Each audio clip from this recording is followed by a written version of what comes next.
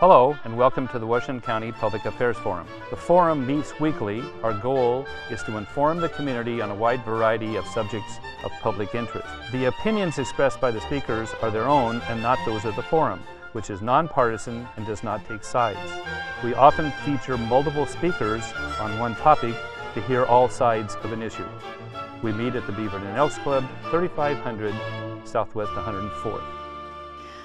It is my pleasure to introduce our speaker today. His name is Mike Dahlstrom, and I understand that there are some people in the audience who belong to the American Association of University Women who heard Mike recently speak on this topic, and they've come back for more, so it must be good, right? Mike is a longtime Washington County resident, been here for decades, raised his children here in the Beaverton schools, and he worked in the private sector for a long time. He had his own business in photography and marketing, and he did all kinds of great stuff. But more and more, his heart was in public affairs. He was paying more and more attention to what was going on in our civic life, and he was very interested. And he was starting to pitch in and do all kinds of good with Tualatin Tomorrow, with the city of Hillsborough in their visioning process. And next thing you know, he's in it with both feet, and now he works for Washington County in outreach, the same as I do, as a program educator. And his role is, it's an amazing one. We are about to come up with perhaps a 50-year urban growth boundary, and how would we ever do such a thing? Well, Mike's the man to tell you. So here he is, Mike Dahlstrom, program educator with Washington County Department of Land Use and Transportation, Long Range Planning. Very long. Okay, thank you, Ann. Can everybody hear me if I just talk normal? Is this okay? All right. Thank you for coming back. Now I know the idea is food. So that's I'm beginning to recognize that. As Ann said, we're on the precipice of looking at a different structure to consider growth over the long term. And so we're going to jump right into it. We've been planning, as many of you know, since 1973, since Senate Bill 100 and the beginning of the land use. Many of you may have remembered some of the early attempts to manage growth. This was one of them. Tom Lawson McCall, Governor, on behalf of the citizens of great state of Oregon, cordially invite you to visit Washington, California, Idaho, Nevada, Afghanistan, anywhere but here. That didn't pan out so well. Here was another one, a rerouting of I-5. Neither one of those worked out very well. That's straight from 1973. So before we get into that discussion, I want to frame sort of the multitude of planning efforts that are going on, and in particular the ones that affect Washington County. The first of these is called the Urbanization Forum. This is going on right now. It's between our elected officials, service providers in Washington County. They're discussing two key topics. The first is, how do we address new areas being brought into the urban growth boundary in the future? Who provides governance? Who provides infrastructure? How are those managed? They're coming to an agreement that future areas for urban growth will likely be annexed to cities. In other words, an area comes in, a city has to step up and say, I will, I'll take it on. The other part that they're working on, and they haven't reached consensus, as many of you probably realize, is on delivery of level of services to unincorporated. Approximately half of Washington County is unincorporated. And there's no desire to change, but the county desires to maintain levels of service through the growth in the future. So that's going on at the Urbanization Forum. There's links to that on our website, and we'll talk a bit more about that. So as part of the Urbanization Forum becomes a piece of this urban and rural reserves process. Who's on it? All the elected officials, so 13 cities, members from the county, boards of commission, service providers from TVF&R, Clean Water Services, I can't think of all of them, but they're listed. So it's an elected body discussion. The Urbanization Forum feeds into this urban and rural reserves discussion because, as we'll talk about in a bit, this is long-term planning for what makes the most sense for future growth in the county and the region. Speaking of the region, urban and rural reserves planning is one piece of 4 that comprise metros making the greatest place. This is their 2040 planning process that wants to address where growth goes, how it's paid for, how we invest in the transportation and develop it. And there's a 4th piece called performance-based. What that is a series of benchmarks to decide how far are we getting, how are we doing, who needs help, who can help others. So those 4 pieces together make metros making the greatest place.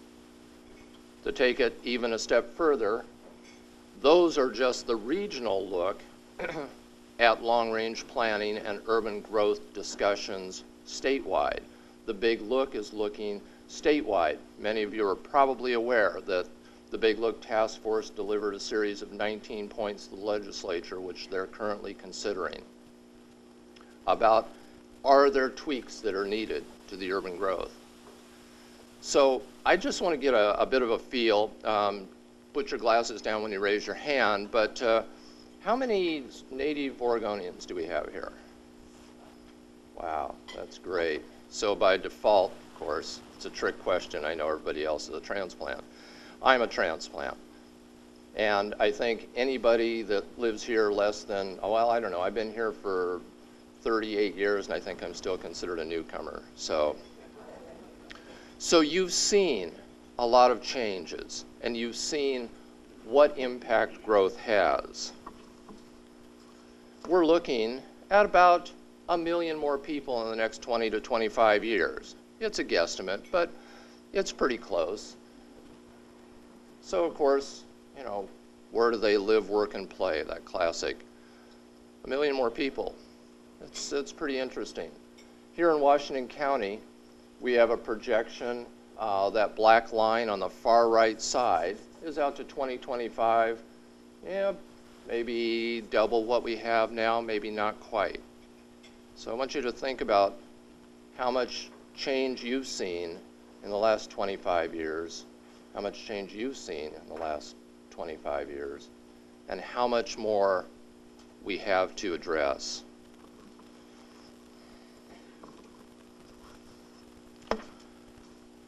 So we're looking at quite a bit of, all of these planning efforts are intended to move forward. Right now, that's an image of the current urban growth boundary for the Portland metropolitan region. This is updated as of 2002. This is a regional process that we're talking about. This urban and rural reserves is a discussion and a collaboration amongst the 3 counties and metro. The existing approach uses a fairly limited number of bases for the decisions for growth.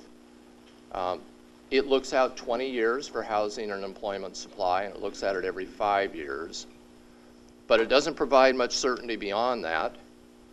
And the other thing it doesn't do is it doesn't provide any certainty for the agricultural community to invest in for long-term.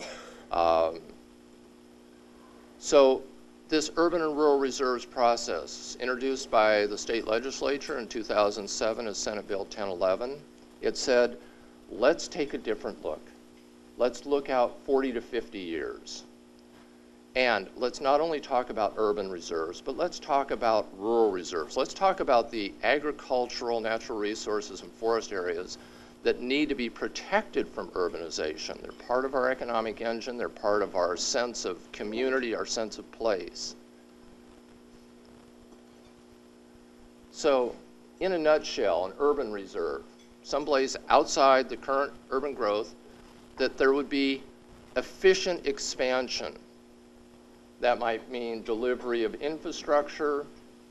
That might mean Adjacency, it might mean governances. Where is it logical? Now, what I hear a lot is, I don't want to be designated an urban reserve because development will start. Well, this is not something you will see show up in your front yard if you do get designated as an urban reserve. This is simply a place to grow into. It may take 5 years, it may take 20 years, it may never happen that we grow into these urban reserves. The rural reserve, as I said, state designated, said we need to protect these areas. Areas outside the UGB that are important for agriculture, our natural landscape features, our ridges, our mountains, our stream corridors. They have some protections. This would build on those.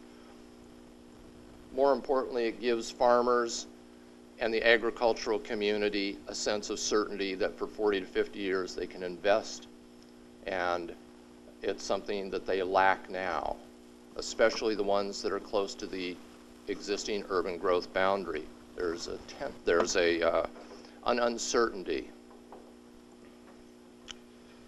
So how will this work? Well, like any good government program, we've got a chart with lots of circles and arrows. But essentially, it's broken into 5 phases. And first phase is sort of development. Last phase, phase 5, is intergovernment agreements between Metro and the counties.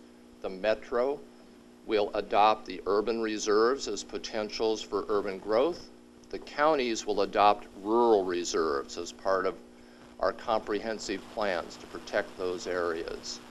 Right now, we're in the middle. We've designated, we'll talk a little bit about the sort of study area that's been arrived at, but right now we're in the analysis. We're still at 30,000 feet, looking broadly across the region.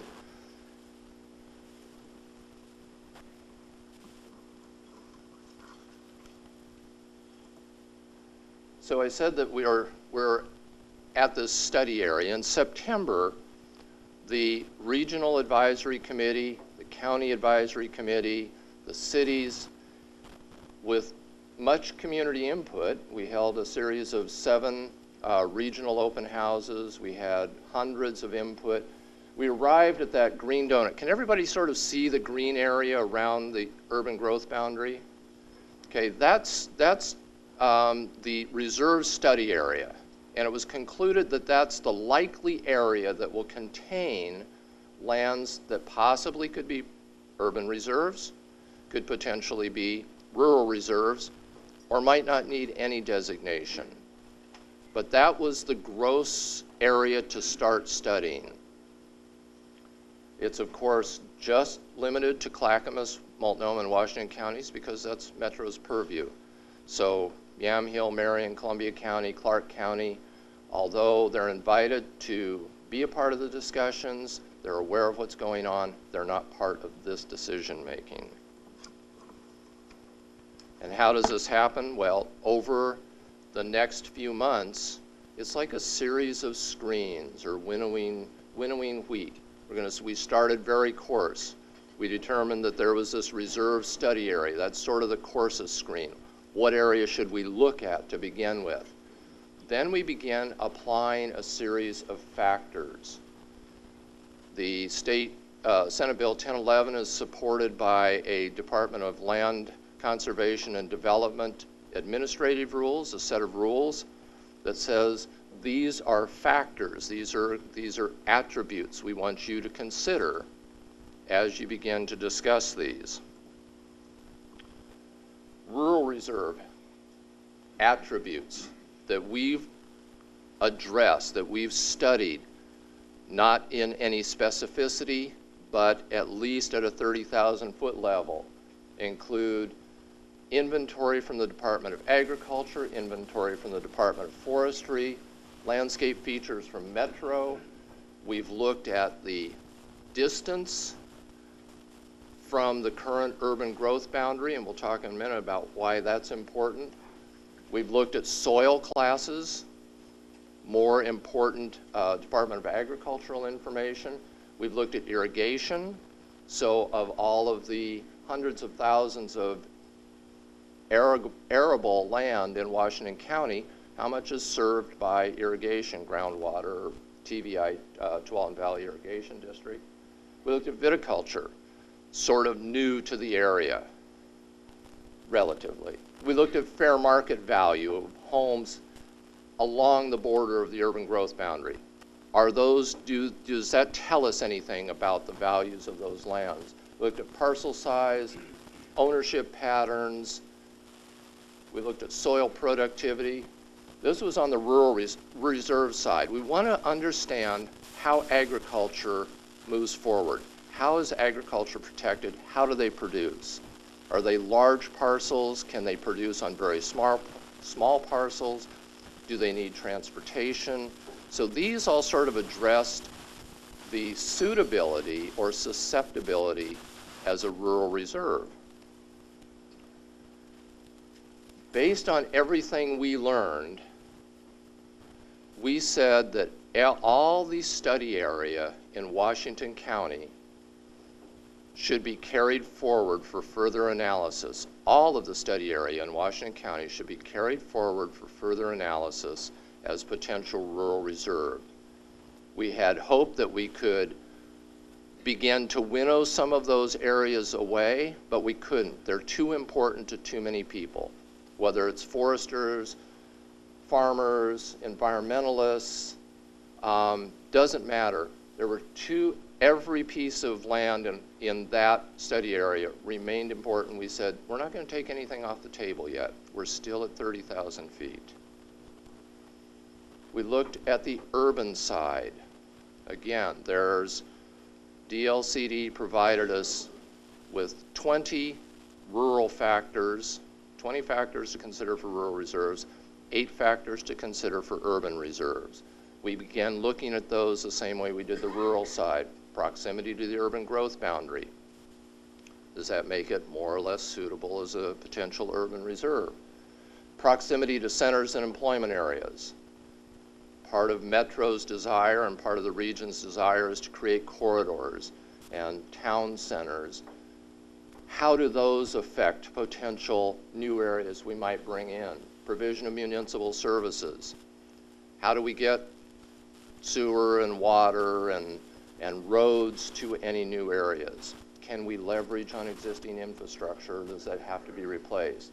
Transportation, mineral and aggregate overlays. We have some districts here in Washington County that are incredibly important for their aggregate. We have one just sort of the south end of Beaverton and Cobb Rock in that area, Cooper Mountain. We have areas of interest. Metro asked all of the cities throughout the region to say, give us your aspirations. Tell us where you think over the next 40 to 50 years you might grow or could grow if you needed it. Not to say they will, but where could you grow? Business Coalition came in and said, we've done an analysis of all the 100,000 acres in Washington County in the study area, and of that, a very small percentage could be usable as industrial commercial lands, large parcels, flat, served by water, served by transportation, sounds a lot like farms. Based on those attributes, the brown area you see is what the advisory committees are submitting as our first cut at potential urban reserves. Not to say they will be, but this is just, again, think 30,000 feet. What areas should we look at that are potentially urbanizable? It's the brown blob. That's sort of where we stand today. We have the green donut on the agricultural, the rural side. We have the brown blob on the urban side. Let me see where we're going to go from here. So some of resources are finite. There's only so much land. There's only so much water. We all know this. And it becomes more acute every day. So what else do we need to know to have this discussion about where should we urbanize? Well, we need to know what do we have within the urban growth boundary right now. So we're doing a capacity analysis. How much vacant land, how much potential for redevelopment do we currently have, and how many people and jobs could we fill in? And we have target numbers. We have Metro, who's given us some target densities for our town cities. One of the things we don't know, one of the things that we have yet to get is what is that projection for population? So I said 1 million plus. Well, that's really shaky ground. Metro last May, produced a population employment forecast for 20 years and 50 years. And you can imagine, it's like if any of you have ever fired a shotgun, it spreads the farther out it goes, and that's what these population employment projections do too. This is not a science, it's a swag, it's a guess. So they gave us these fairly large numbers, but what we have yet to extract is what's the allocation. So we have this huge number for the 7-county region.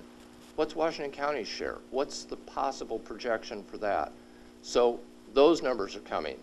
That helps us begin to decide, excuse me, where potential urban reserves, how much do we even need in urban reserves in the near term, much less far term.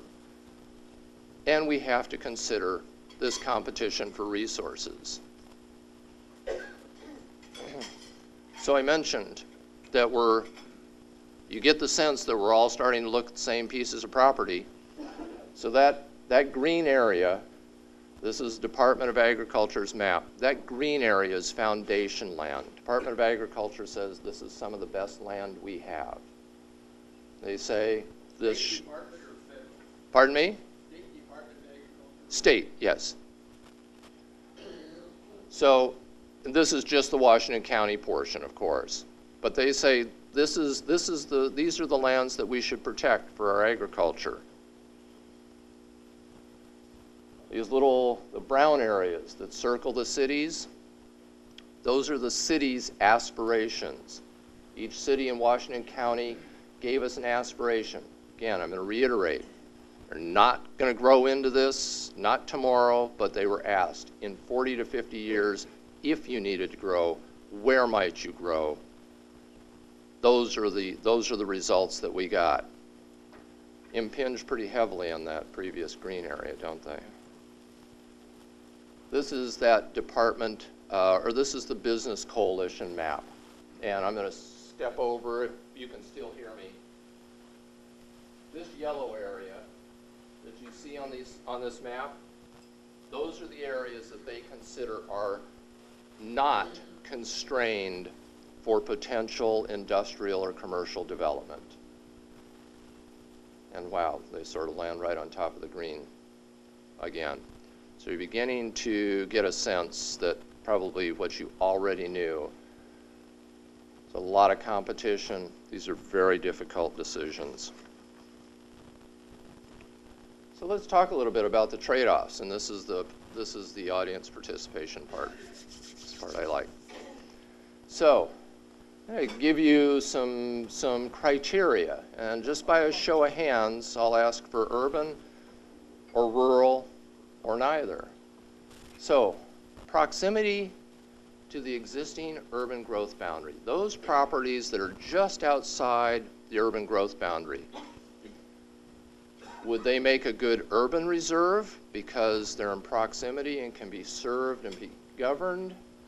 Or would they make a good rural reserve because they're foundation agricultural lands that need to be protected from urbanization? So, show of hands, proximity to UGB is a good indicator of an urban reserve. Okay, and a good indicator of a rural reserve. Okay. You hit the nail on the head. That's exactly right.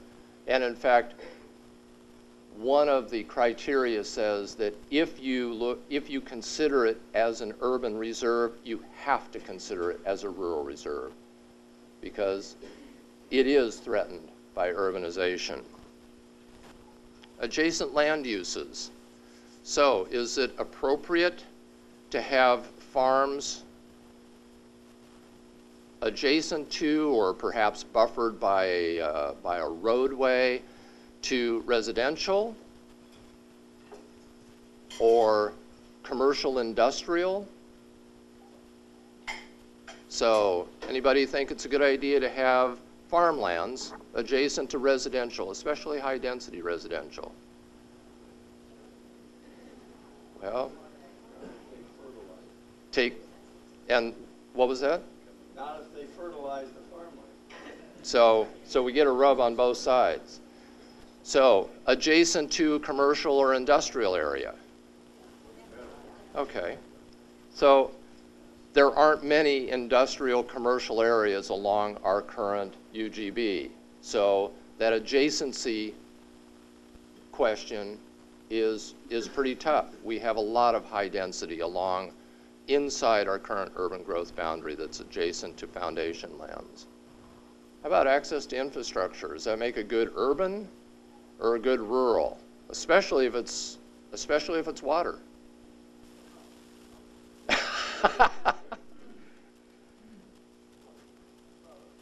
Both. How about large tracts of flat land, like less than 7% slope, which is fairly flat? Good rural? Good urban? Both. Yeah. These aren't trick questions. These are the kinds of things that need to be discussed in order to identify these areas. Transportation. Good for urban? Good for rural? Okay. Somewhere there's got to be a balance here. Areas of interest. You saw those brown spaces around the urban growth. Good for urban. Obviously, the cities think so. They lay on top of foundation. Are they good for rural protection? Should some of those or all of those or any of those be protected for future agricultural needs? So I want to throw one more in there, and that is one of the discussions we've been having lately is talking about, is all agricultural land equal? Now, agriculture is what I believe about a $1.5 billion economic driver to our region. But how much of that agriculture is for food production? How much is it for commodity production? How much is it for consumerables? And is there a difference there? So at this point, as I said, we're still at the 30,000 foot level. We're at brown blob, green blob. But we need to start analyzing, we have begun to analyze those further, using that same list of criteria and begin to whittle away where's the tipping point on each one of those. I would encourage you all to follow this process. We have a series of open houses coming up in late April, early May that I will make sure everyone's aware of. I'd also like you to know that on the back table, that's okay, can stay there, is 2 pieces. This gives a bit of background, but my name, email, and phone number on the back so you know where to hunt me down. If you have comments, if you have suggestions, if you have outreach ideas, happy to take them all. I would encourage you to grab some of these, give them to your neighbors, spread the websites around, take a bunch of these. They also have our website on the back. It has all of this information, plus it'll give you directions on where the public opportunities will come up. So thank you very much. And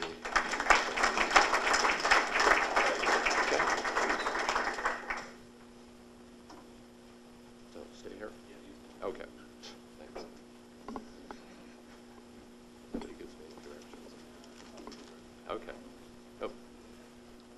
Thank you. John, just go ahead. And just turn it on. Just do it.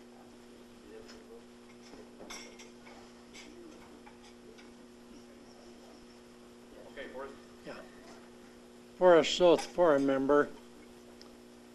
In all of this discussion, where does Senate Bill 122 come in?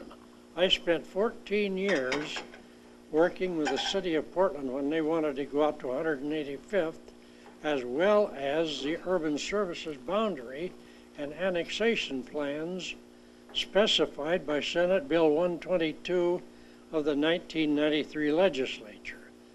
Of late, in any of these kinds of discussion, I've never heard Senate Bill 122 mentioned as either a resource or background. Can you explain? I can't, and I can quite honestly say I don't know. It's a good reason to ask that question, particularly at the Urbanization Forum. That is where those questions, that's where the meat of that conversation is. And it's a perfectly legitimate question to ask as to why it's not being brought forward. Hi, Mike. Marilyn McWilliams, and I've lived in this valley for about 40 years. And I remember in the 70s we had a lot of flooding issues. A lot of people's homes were flooded. We do have some drainage districts that were built up and so on. But, you know, we have been in a drought for a long time, and we're just sort of coming out of it. And I noticed some of the property that is being identified is in low areas, in past wetlands, and I'm just wondering whether that's being taken into consideration, the potential for flooding in the future. Absolutely. One of the, again, this is sort of 30,000-foot broad brush. We haven't begun to take out any of the natural areas that will be excluded from these considerations. However, it does get to one more of those trade-offs, and that is when you look at, say, a riparian corridor. Is that riparian corridor better protected within an urban area or within a rural area? And it's a discussion that's ongoing. But all of the natural resources that have been identified through the Goal 5 process continue their protections. Floodplains, wetlands, riparian corridors. So yes, they are being considered. Thank you, Marilyn. My name is Bill Kroger, forum member. I was curious as to what role housing density plays in the deliberations that you're doing right now. 1 house per acre or 10 houses per acre, or does that come in at a later stage? Well, actually it does come in right now, because as we begin to look at the population projections in particular, Metro does have that target of 10 dwellings per acre. And again, think about what that means. It doesn't mean 10 dwellings on every acre, obviously. It's single family, it's low density, it's high density, it's mixed use. Now, as the urban reserves come into clearer focus, what's going to happen is we're going to be doing, I think the current term is pre-qualified concept plans. So we're going to begin looking at potential concept plans for future areas.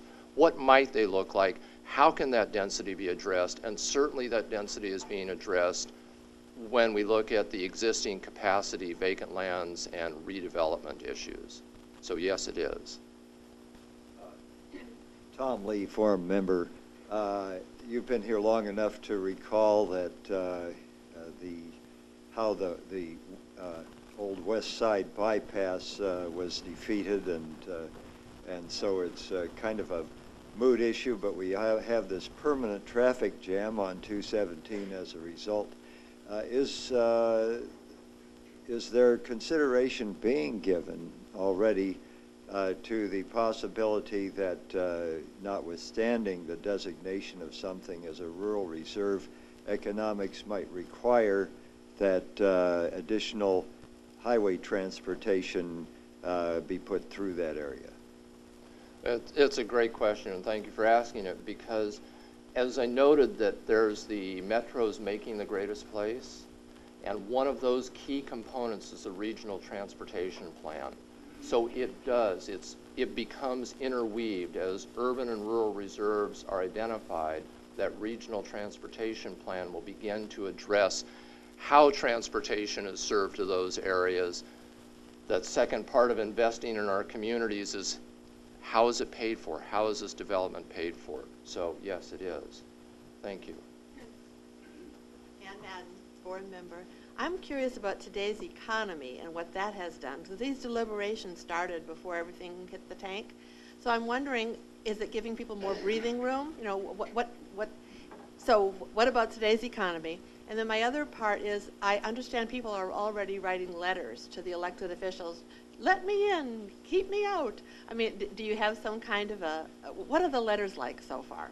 So economy and letters. Okay. Economy first.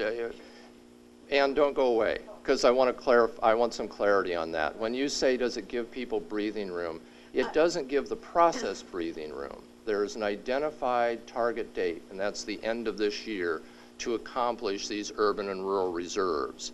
That is to meet Metro's need to achieve their every 5-year review. That continues. It's just what the areas that they're reviewing is the basis of the change. So I just meant that, you know, the development community has been so anxious for clarity and for certainty and to know where they could develop in the future, but there's not much development happening right now. So I just thought it might give people a little time to think.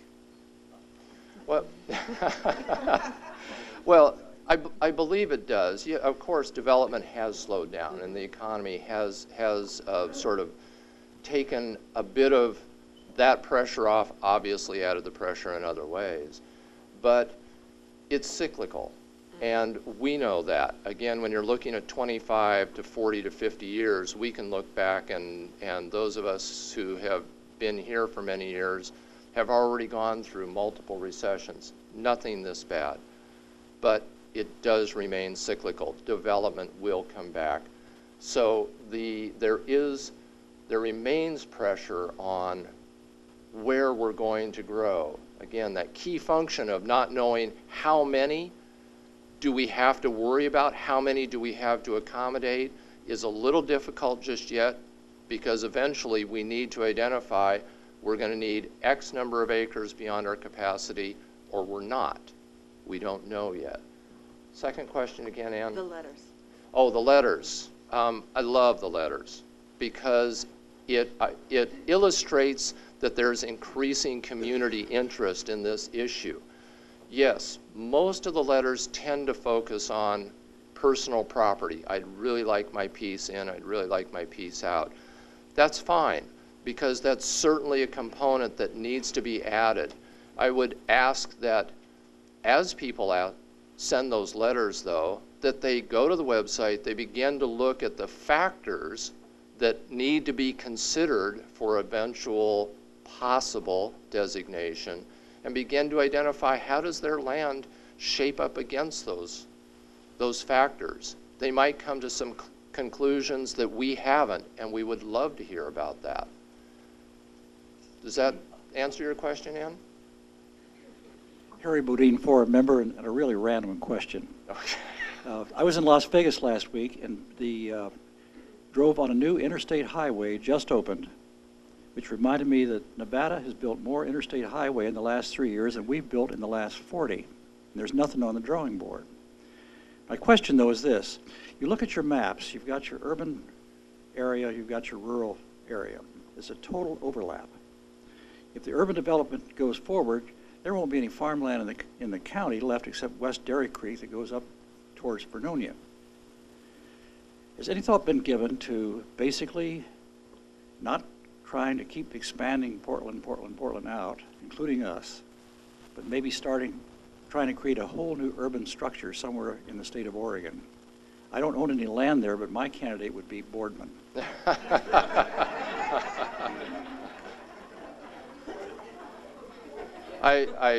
That may have been tried in Damascus, but I'm not sure. No, to my knowledge, there has not been any discussion about looking at, what would you call it, sort of translocating future development to other areas. Now, part of Big Look, of course, is addressing that. How do other areas grow? Those areas need to look at how they create the incentives to draw people, but nothing to my knowledge. John Leeper, forum member. Hello, Mike. Hello, John. My question is one you've heard before because I've expressed it at the urban rural reserve meetings I've attended. I am genuinely concerned about the lopsided representation on this body stacked towards urban when in fact on the committee that you have formed there is only one representative there from the Farm Bureau, and I find it just disproportionately weighted towards the urban reserve area, and I am just wondering when and or if there is going to be some greater level of equality for representation for the rural reserve considerations. I am afraid they're just going to be bowled over, and agriculture represents a significant annual income of sizable proportion for the county, and I just don't want I don't want the rural reserve piece of this thing to just get bowled over by a preponderance of representatives on your body representing the urban areas. Well, and that's, I thank you for that concern, John.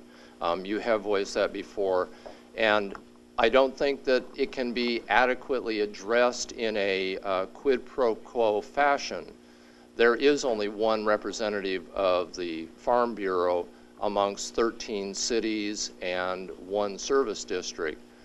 I guess the only thing that I can offer is that the ultimate decision maker for Washington County is our chair, our Board of Commission chair, Tom Bryan.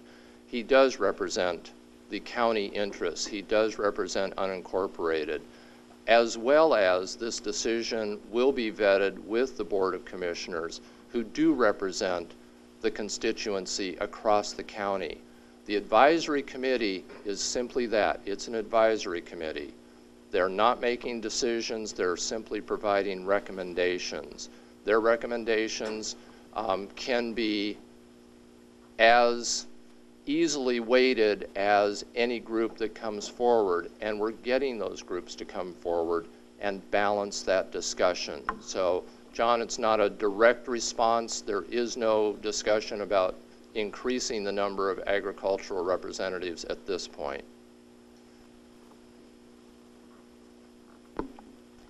Sally Bunnell, forum member.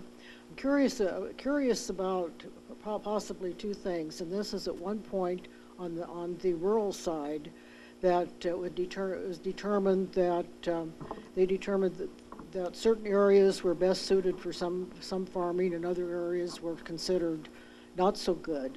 But some of those not so good soils turned out to be great for growing vineyards.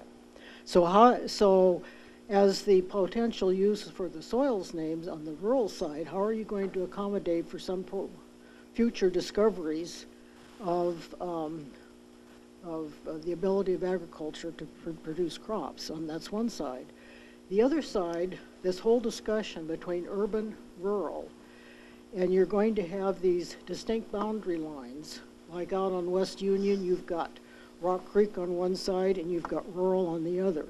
How are you going to accommodate the communication or facilitate communication between urban dwellers and rural dwellers, commercial dwellers across the board, so that you make good neighbors and you aren't having everybody fighting at each other? So I'm looking at communication in the future between some of these distinct boundaries that you're planning on all of this planning. Okay. Sally, the first question, I want to address that first. When you say future crop production, so that's sort of the basis of the Department of Agriculture's case, is that there are foundation lands, there are soil classes, and one of the discussions we're having, of course, is what I asked, is all agricultural land equal?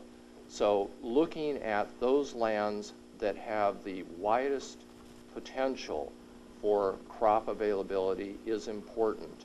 As you said, rocks 15 years ago were just rocks, and they got brought into the UGB until somebody said, oh, Cabernet, Pinot Noir, and a new industry was sort of revitalized. We are talking to the viticulture industry. Generally, the viticulture is looking at foothills and lands that are beyond potential urbanization. So the direct impact on viticulture, for instance, is pretty minimal. Now, your question about looking at baselands is interesting, and it's judged by what is the potential for the broadest ability for production, and that is being addressed.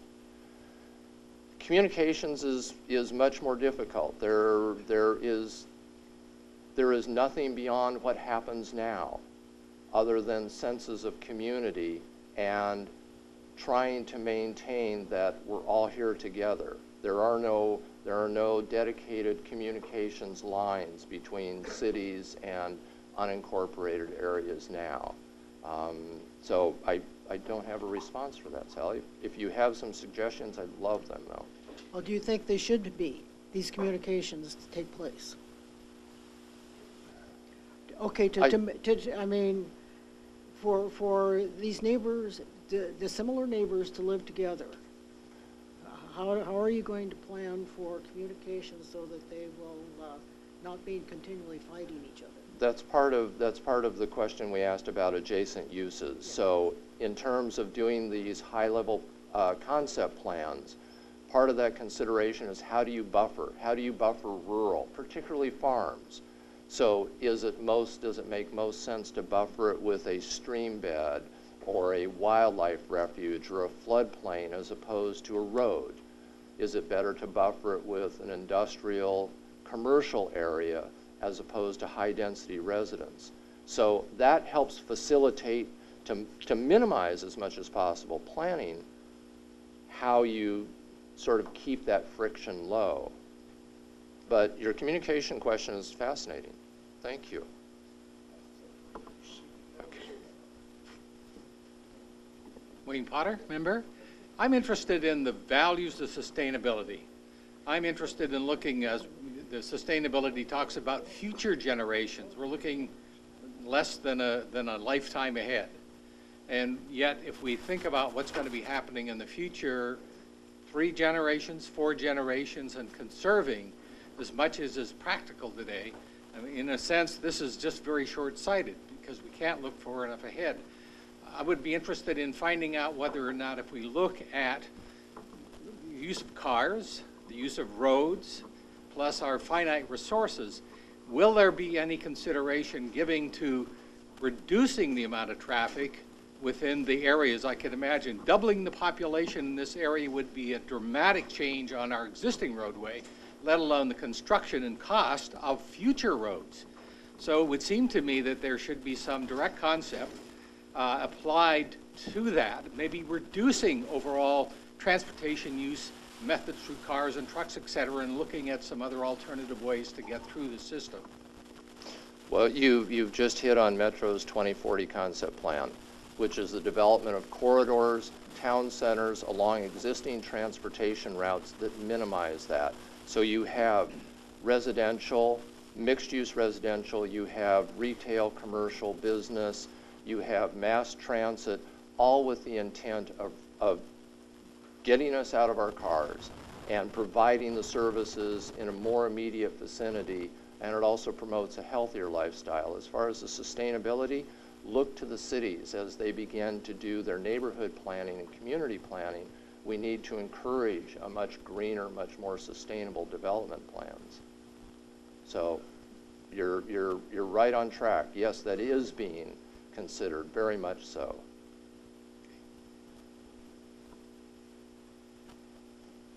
Lee Hunt, forum member. My question has to do with a couple of 1-ton elephants or 600-pound gorillas in the picture. I wonder, it seems to me that there are a couple of unknowns and I don't know how you take them into consideration with your organization, but the legislature can throw a monkey wrench in the works. I'm thinking particularly of Nike. Counties and cities can give tax incentives to groups and everything, and influence population, location, and development. Is there any thought given to trying to relate to those problems, your group, or are you just going to take what comes? And No, the Reserves Coordinating Committee for Washington County, and then on a much broader scale, the Regional Steering Committee for the 3-county area represent all of the core cities. So those development directors, those planning directors are all intensely involved. And they're certainly looking at the aspirations for each of their cities and their communities. It's not something the county does. It truly is a city function. I would certainly look to them, but yes, those are being incorporated because as they look at their aspirations, they need to decide who do we want to be, what kind of jobs do we want to have, and that leads to more of the economic development approach that I think you're referring to. John Blackman, forum member. I just wanted to point out that as far as communication is concerned, particularly people that live in unincorporated Washington County or agricultural users, there is a venue for that, and that's called the CPOs. So all you have to do is go to your local CPO meetings, and I know the CPO I go to from time to time does communicate with cities, even though the city would be kind of outside the CPO, but matters of concern. So there is a venue available there. Thank you very much, John. That's absolutely true. They're a very valuable component of our rural and unincorporated life. So, yeah. Thank you very much.